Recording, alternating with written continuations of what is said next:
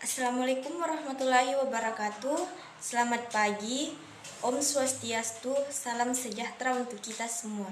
Perkenalkan, nama saya Nabila, NIM 20 02361201064. Pada kesempatan kali ini, saya akan membawakan materi mengenai controlling.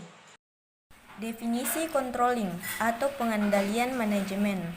Menurut Henry Fayol, pengendalian suatu usaha terdiri dari melihat segala sesuatu yang sedang dilakukan sesuai dengan rencana yang telah diadopsi, perintah yang telah diberikan, dan prinsip-prinsip yang telah ditetapkan. Menurut pelanggaran EFL, pengendalian juga memeriksa kinerja saat ini terhadap yang telah ditentukan standar yang terdapat dalam rencana dan tujuan untuk memastikan kemajuan yang memadai dan kinerja yang memuaskan. Selanjutnya, karakteristik kontrol, yaitu 1. Kontrol adalah proses yang berkesinambungan. 2. Pengendalian adalah proses manajemen.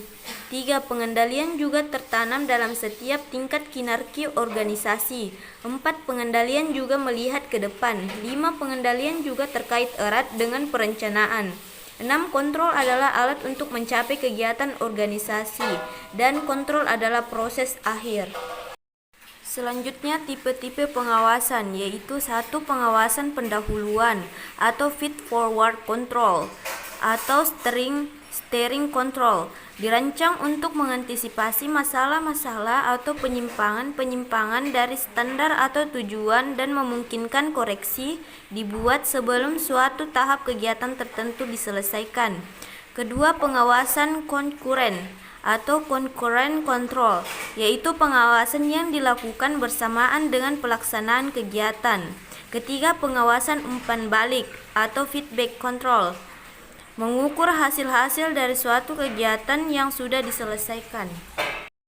Adapun tahap-tahap dalam proses pengawasan.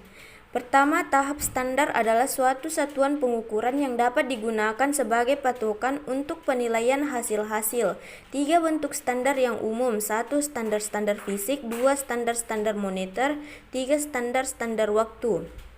Kemudian tahap penentuan pengukuran pelaksanaan kegiatan adalah penentuan pengukuran pelaksanaan kegiatan secara tepat. Cara untuk melakukan pengukuran pelaksanaan adalah dengan melakukan pengamatan, laporan-laporan, metode-metode, dan inspeksi.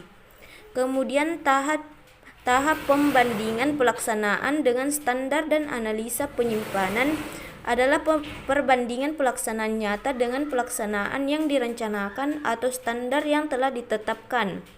Kemudian tahap pengambilan tindakan koreksi bila diperlukan, yaitu mengubah standar mula-mula, kedua mengubah pengukuran pelaksanaan, dan ketiga mengubah cara dalam menganalisa. Kemudian faktor-faktor perlunya pengawasan dalam organisasi, yaitu perubahan lingkungan organisasi, peningkatan kompleksitas organisasi, kesalahan-kesalahan, dan kebutuhan manajer untuk mendelegasikan wewenang. Selanjutnya, langkah-langkah perancangan proses pengawasan. Langkah-langkahnya adalah 1. Merumuskan hasil yang diinginkan. 2. Menetapkan petunjuk atau prediktor hasil. Ketiga, menetapkan standar petunjuk dan hasil. Keempat, menetapkan jaringan informasi dan umpan balik. Dan yang kelima, menilai informasi dan mengambil tindakan koreksi. Selanjutnya, karakteristik pengawasan yang efektif, yaitu akurat, tepat waktu, objektif dan menyeluruh, terpusat pada titik-titik pengawasan strategi, realistik secara organisasional, terkoordinasi dengan aliran kerja organisasi fleksibel, realistik secara ekonomis, bersifat sebagai petunjuk dan operasional, dan diterima para anggota organisasi. Adapun tipe metode pengawasan, yaitu metode pengawasan kuantitatif, cenderung untuk menggunakan data khusus, dan metode-metode kuantitatif untuk mengukur dan memeriksa kuantitas dan kualitas barang atau output. Kemudian metode kuantitatif terdiri dari 1. Anggaran, 2. Audit, 3. Analisa break-even, 4. Bagan dan teknik yang berhubungan dengan waktu pelaksanaan kegiatan, dan 5. Analisa rasio. Sekian dan terima kasih. Assalamualaikum warahmatullahi wabarakatuh.